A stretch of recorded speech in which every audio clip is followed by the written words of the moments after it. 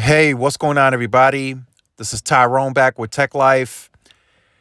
And here we are once again.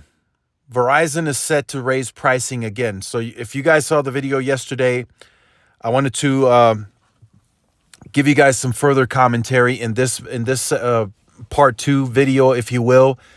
And I want to hear from you guys in the comment section as well and get your guys' take and opinion. So I feel this will be very similar to the last time that Verizon raised pricing. If you guys remember that, Verizon, the management team, they got out in front of it. They told the market and the street, like, hey, this is going to create a churn bubble for us, but it won't have any long-term effects. So I feel this is going to be very similar here. There's going to be a churn bubble probably in Q1. And then after that, we won't see, we'll go back to regular churn, which it's been higher. In Q3, it was like 0.90.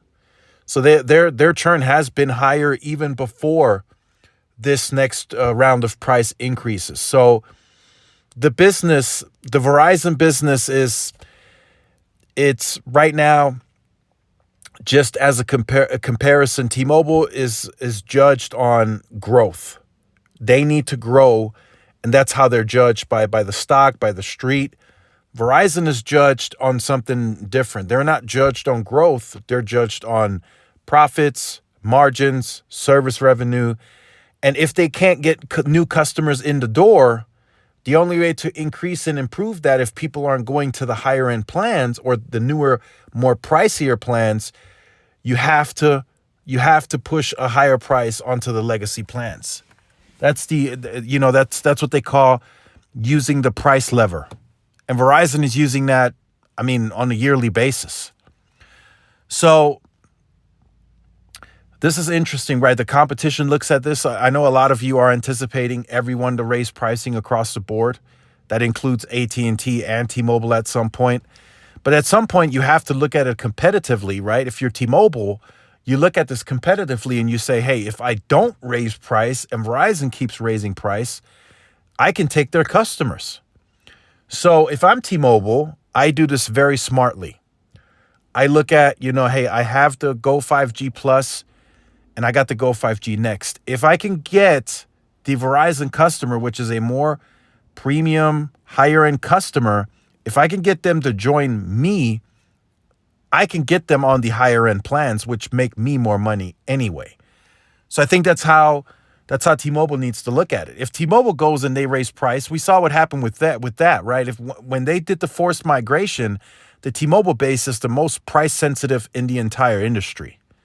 So when they planned to do the forced migrations, the outcry and the viral videos, that was insane. It was so bad that T-Mobile didn't even do it. So T-Mobile may not have that same luxury as Verizon. T-Mobile may not be able to just go and raise prices without huge backlash.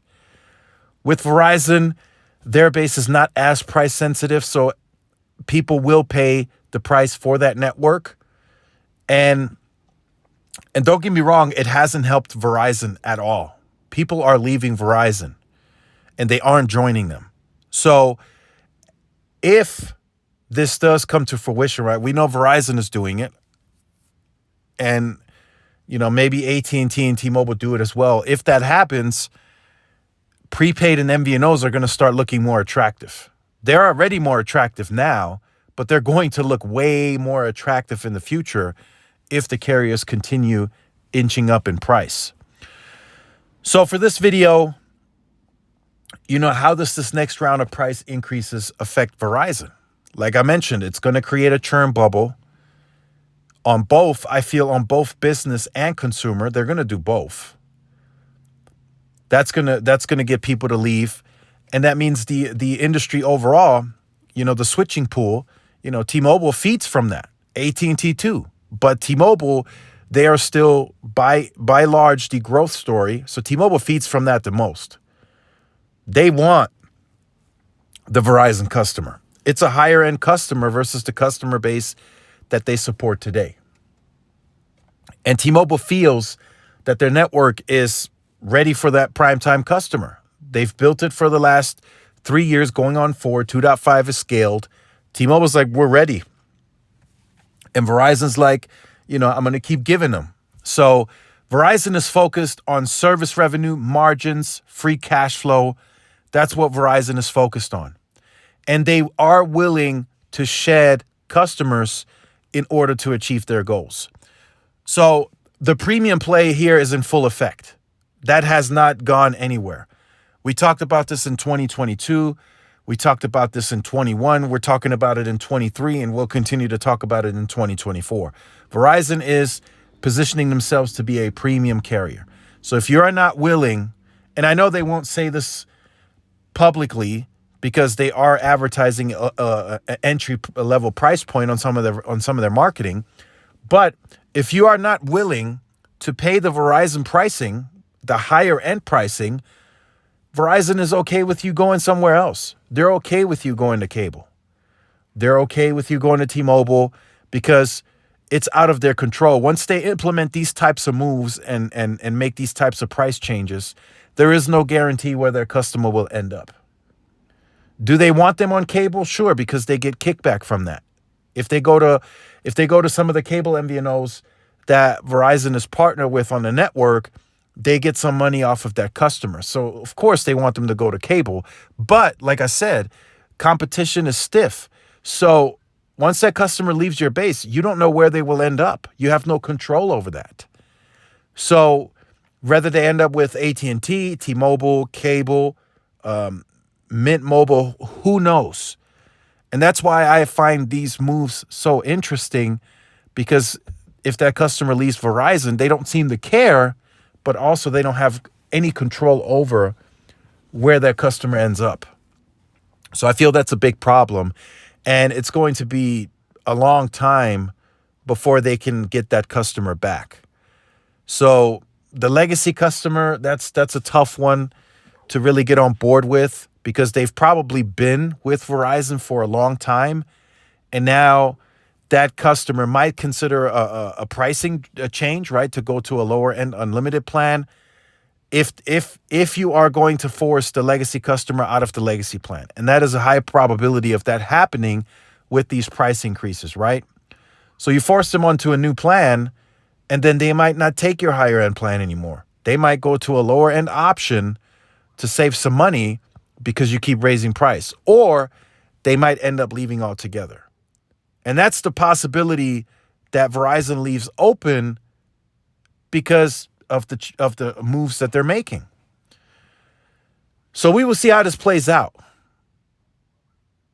We don't know. I don't think we'll see the biggest bulk of the churn bubble until Q2. This is going to be announced starting the 24th, and then a little bit after that, consumer.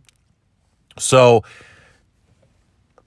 I don't think a mass exodus is going to happen in Q1. There's going to be some churn, but I think the biggest one, because you got to implement it on the 24th, emails have to go out, then people have to decide, okay, what am I going to do?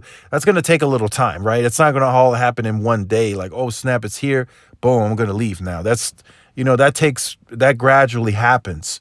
So we might see some of that in Q2, might still see some of those effects in Q3, and we'll have to tune in. We'll have to see. But I can tell you guys with confidence, Q1 is going to be a bust. I know we haven't even seen Q4 numbers yet, but Q1 is going to be a bust. It's by history Verizon's slowest quarter.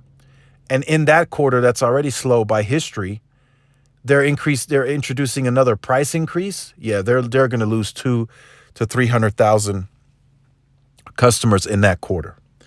So just wanted to share that with you guys today. Let me know your thoughts in the comments. If you are new to the channel, make sure you guys like, share, subscribe.